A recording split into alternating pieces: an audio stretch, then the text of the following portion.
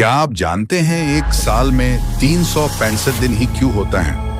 हम जो कैलेंडर रोज अपने मोबाइल और पत्रिका में देखते हैं, इसमें दिन तारीख कैसे गणना की जाती है? एक दिन में 24 घंटे ही क्यों होते हैं? एक सप्ताह में 7 दिन ही क्यों होता है? ये सब सवालों का जवाब आपको खगोल शास्त्र में मिलेगा। आइए सबसे पहले हम जानते हैं कि खगोल शास्त्र क्या है। खगोल शास्त्र, जिसे इंग्लिश में एस्ट्रोनॉमी कहा जाता है, इसमें पृथ्वी के वायुमंडल से परे ब्रह्मांड में मौजूद हर चीज का अध्ययन है।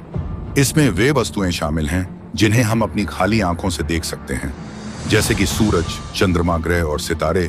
इसमें वे वस्तुएं भी शामिल हैं जिन्हें हम केवल दूरबीन या अन्य उपकरणों से देख सकते हैं, जैसे दूर की वस्तुएं, आकाशगंगाओं और छोटे कण। और इसमें उन चीजों के बारे में भी सवाल और उसके जवाब शामिल हैं जिन्हें हम बिल्कुल नहीं देख सकते। सबसे पहले बात करते हैं कैलेंडर में दिन तारीख कैसे गणना की जाती है। किसी भी कैलेंडर में दिन और तारीख की गणना करने के लिए कुछ प्रक्रिया अपनाई जाती है। हर कैलेंडर एक निश्चित वर्ष या घटना से शुरू होता है। उदाहरण के लिए ग्रेगोरियन कैलेंडर, जो हम आमतौर पर उपयोग करते हैं, ईसा मसीह के जन्म को आधार मानकर शुरू होता है। विक्रम संवत में राजा विक्रमादित्य के राज्याभिषेक को आधार माना जाता है। हिजरी कैलेंडर इस्लामी पैगंबर मोहम्मद की हिजरत 622 ईस्वी से शुरू होता है। दूसरा, वर्ष, महीने और दिन की संरचना। ग्रेगोरियन कैलेंडर में 12 महीने होते हैं और प्रत्येक महीने के दिन इस प्रकार होते हैं: जनवरी 31 दिन, फरवरी 28 या 29 दिन। लीप वर्ष में 29 दिन होते हैं: मार्च 31 दिन, अप्रैल 30 दिन, मई 31 दिन, जून 30 दिन, जुलाई 31 दिन, अगस्त 31 दिन, सितंबर 30 दिन, अक्टूबर 31 दिन, नवंबर 30 दिन, दिसंबर 31 दिन। हिंदू पंचांग में महीनों की संख्या 12 होती है, लेकिन यह चंद्रमा के अनुसार चलते हैं और हर 3 साल में एक अधिक मास जोड़ दिया जाता है। तीसरा, सप्ताह के दिन की गणना। एक सप्ताह में 7 दिन होते हैं। किसी भी तारीख का दिन ज्ञात करने के लिए जेलर एल्गोरिदम या डूम्सडे रूल जैसी गणनाएं की जाती हैं। चौथे, लीप ईयर की गणना। यदि कोई वर्ष 4 से विभाज्य है और 100 से विभाज्य नहीं है, या 400 से विभाज्य है, तो वह लीप वर्ष होता है।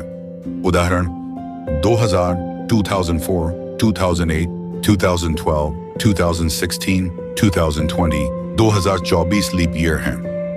5, कैलेंडर में दिन और तारीख निकालने की प्रक्रिया। यदि किसी महीने की शुरुआत किसी निश्चित दिन से होती है, तो उसमें दिनों को क्रम से गिना जाता है। यदि कोई विशेष तारीख का दिन जानना हो, तो पिछले वर्षों, महीनों और शेष दिनों को जोड़कर सप्ताह के दिन का पता लगाया जाता है। अब बात करते हैं एक साल में 365 दिन होने के कारण क्या हैं। एक साल में 365 दिन इसलिए होते हैं क्योंकि यह पृथ्वी के सूर्य के चारों ओर एक चक्कर पूरा करने में लगने वाले समय पर आधारित होता है। पृथ्वी सूर्य की परिक्रमा करती है और इसे एक पूरा चक्कर लगाने में लगभग 365 दिन लगते हैं। इस अतिरिक्त 0.25 दिन या 6 घंटे को संतुलित करने के लिए हर 4 साल में एक बार एक अतिरिक्त दिन जोड़कर लीप ईयर बनाया जाता है, जिसमें 366 दिन होते हैं।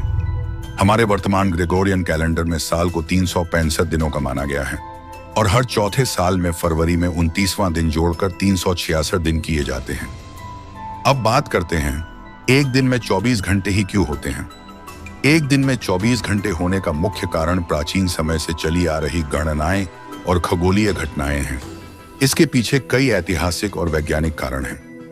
पृथ्वी अपनी धुरी पर एक पूरा चक्कर लगभग 24 घंटे में पूरा करती है। इसी कारण दिन रात का चक्र 24 घंटे का होता है। प्राचीन बेबीलोनियन सभ्यता 60 आधारित सेक्सजेसिमल गणना प्रणाली का उपयोग करती थी। उन्होंने दिन और रात को 12-12 भागों में बांटा, जिससे कुल 24 घंटे बने। यह प्रणाली बाद में मिस्रवासियों और ग्रीक सभ्यता द्वारा अपनाई गई और आज भी उपयोग में है। मिस्रवासियों ने सबसे पहले दिन को 12 भागों में बांटने के लिए सूर्य घड़ी का उपयोग किया। रात के समय उन्होंने तारे की स्थिति के आधार पर 12 और भाग बनाए, जिससे दिन रात कुल मिलाकर 24 घंटे के बने। पृथ्वी अपने अक्ष पर घूमते हुए एक पूरा चक्कर 23 घंटे 56 मिनट और 4 सेकंड में पूरा करती है, जिसे हम औसतन 24 घंटे मानते हैं। यह समय सूर्य के सापेक्ष पृथ्वी की स्थिति पर आधारित है, जिसे सौर दिवस, जिसे इंग्लिश में सोलर डे कहा जाता है। अब बात करते हैं एक सप्ताह में 7 दिन ही क्यों होता है? सप्ताह में 7 दिन होने का कारण ऐतिहासिक, खगोलीय और सांस्कृतिक पहलुओं से जुड़ा हुआ है। इसके पीछे कई प्रमुख कारण हैं। प्राचीन सभ्यताओं ने समय को मापने के लिए चंद्रमा के चरणों का उपयोग किया। एक चंद्रमाह यानी लूनर मंथ लगभग 29.5 दिन का होता है। इसे 4 भागों में विभाजित करने पर लगभग 7 दिन के 4 हिस्से मिलते हैं। अमावस्या, अर्धचंद्र, पूर्णिमा। अर्धचंद्र कहा जाता है, इसलिए 7 दिन का सप्ताह प्राकृतिक रूप से उपयुक्त माना गया। लगभग 4000 साल पहले बेबीलोनियन सभ्यता ने सप्ताह को 7 दिनों में विभाजित किया। रोमन सभ्यता में पहले 8 दिन का सप्ताह था, लेकिन 321 ईस्वी में सम्राट कॉन्स्टेंटाइन ने इसे 7 दिन का कर दिया। ईसाई धर्म, यहूदी धर्म और इस्लाम में भी 7 दिन का सप्ताह धार्मिक रूप से महत्वपूर्ण माना गया। भारतीय ज्योतिष और वैदिक परंपरा में भी सप्ताह को 7 दिनों में विभाजित किया गया। हर दिन का संबंध एक ग्रह और देवता से जोड़ा गया। सोमवार चंद्र, मंगलवार मंगल। 7 दिन का सप्ताह ऐतिहासिक, धार्मिक और खगोलीय कारणों से पूरी दुनिया में मान्य हो गया और आज भी हम इसी प्रक्रिया को मानते हैं। तो दोस्तों, अब आपको पता चल गया होगा कि कैलेंडर में दिन और तारीख की गणना कैसे करते हैं। एक साल में 365 दिन सूर्य की परिक्रमा पर आधारित है।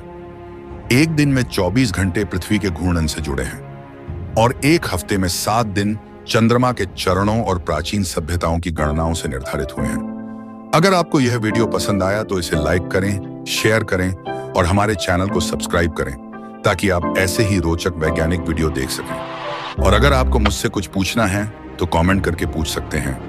मिलते हैं हमारे अगले वीडियो में, तब तक के लिए धन्यवाद।